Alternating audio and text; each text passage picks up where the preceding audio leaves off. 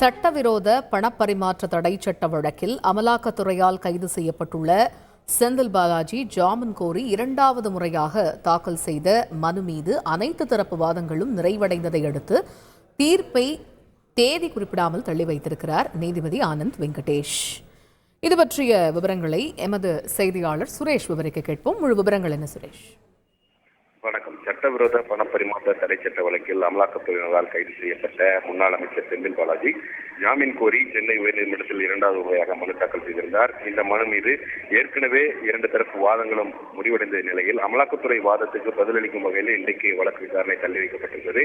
இன்றைக்கு இந்த வழக்கு நீதிபதி ஆனந்த் வெங்கடேஷ் முன்பு விசாரணைக்கு வந்தபோது செந்தில் பாலாஜி தரப்பில் ஆஜரான மூத்த வழக்கறிஞர் ஆரியாமா சுந்தரம் தன்னுடைய வாதத்தை முன்வைத்தார். அப்போது அவர் அமலாக்கத்துறை முன்வைத்திருக்கக்கூடிய ஆதாரங்கள் முன்னுக்கு பின் முரணாக இருக்கின்றன என்று தெரிவித்தார். மேலும் செந்தில் பாலாஜிக்கு எதிராக 30 வழக்குகள் உள்ளதால் அவருக்கு ஜாமீன் வழங்கக்கூடாது என்று அமலாக்கத்துறை தரப்பில் வாதிடப்பட்டதை சுட்டிக்காட்டி போராட்டங்கள் நடத்தியதற்காகவும் அப்போதைய முதலமைச்சருக்கு எதிராக கோஷமிட்டது, கொரோனா விதிகளை மீறியது போன்ற அரசியல் காரணங்களுக்காக தொடரப்பட்ட வழக்குகள் அவை என்றும் இந்த வழக்குகளில் 21 வழக்குகள் ரத்து செய்யப்பட்டு விட்டதாகவும் போக்குவரத்து துறையில் வேலை வாங்கி தருவதாக மோசடி செய்யப்பட்டதாக தொடரப்பட்ட 3 வழக்குகள் தவிர 6 வழக்குகள் அதுபோல போஸ்டர் ஒட்டியது, முதல்வருக்கு எதிராக கோஷம் எழுப்பியது போன்ற வழக்குகள் தான் என்பதால் அவர் 30 வழக்குகளில் சம்பந்தப்பட்டுள்ளதாக அமலாக்கத்துறை முன்வைத்த வாதம் தவறு என்று தெரிவித்தார். மேலும் கரூரில் வருமான வரி சோதனை செய்ய சென்ற அதிகாரிகளை தாக்கியதாக தொடரப்பட்ட வழக்குக்கும் செந்தில் பாலாஜிக்கும் எந்த சம்பந்தமும் இல்லை என்றும் அவர் தெரிவித்தார்.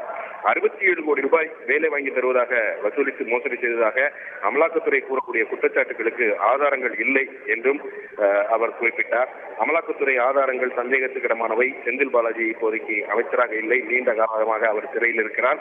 அதனால் ஜாமீன் வழங்க வேண்டும், நீதிமன்றம் விதிக்கக்கூடிய எந்த நிபந்தனைகளையும் ஏற்க தயார் என்று செந்தில் பாலாஜி தரப்பில் வாதம் வைக்கப்பட்டது. அதே போல அமலாக்கத்துறை தரப்பில் கூடுதல் சொலிசிட்டர் ஜெனரல் ARL சுந்தரேசன் தன்னுடைய வாதத்தில் இந்த வழக்கை பொறுத்தவரைக்கும் 2700 பதவிகளுக்கு ஆட்கள் தேர்வு செய்யப்பட்டார்கள், ஒவ்வொரு நாளும் எவ்வளவு பணம் வசூலிக்கப்பட்டது என்ற விவரங்கள் பென் டிரைவில் உள்ளன, எந்த ஆதாரங்களையும் அமலாக்கத்துறை ஜோடிக்கவில்லை, இந்த ஆவணங்கள் அனைத்தும் சிறப்பு நீதிமன்றத்தில் சான்றளிக்கப்பட்ட ஆவணங்கள் என்று தெரிவித்தார். செந்தில் பாலாஜி அமைச்சராக இல்லாவிட்டாலும் கூட தற்போது அவர் MLA-வாக நீடிக்கிறார். ஜாமீன் மனு விசாரணைக்கு வந்த பிறகுதான் அவர் அமைச்சர் பதவியை ராஜினாமா செய்தார். அதை அரசு உடனடியாக ஏற்றுக்கொண்டதிலிருந்து அவர் எவ்வளவு செல்வாக்கான நபர் என்பது தெளிவாகிறது. சாட்சிகள் அச்சுறுத்தப்பட மாட்டார்கள் என்பதற்கு எந்த உத்தரவாதமும் இல்லை என்பதால் ஜாமீன் வழங்கக்கூடாது, அவருடைய மனுவை தள்ளுபடி செய்ய வேண்டும் என்று வாதிட்டார். அனைத்து தரப்பு வாதங்களையும் கேட்ட நீதிபதி ஆனந்த் வெங்கடேஷ் செந்தில் பாலாஜியினுடைய ஜாமீன் மனுவை தேதி குறிப்பிடாமல், அந்த மனு மீதான தீர்ப்பை தேதி குறிப்பிடாமல் தள்ளி வைத்திருக்கிறார். தகவல்களுக்கு நன்றி சுரேஷ்.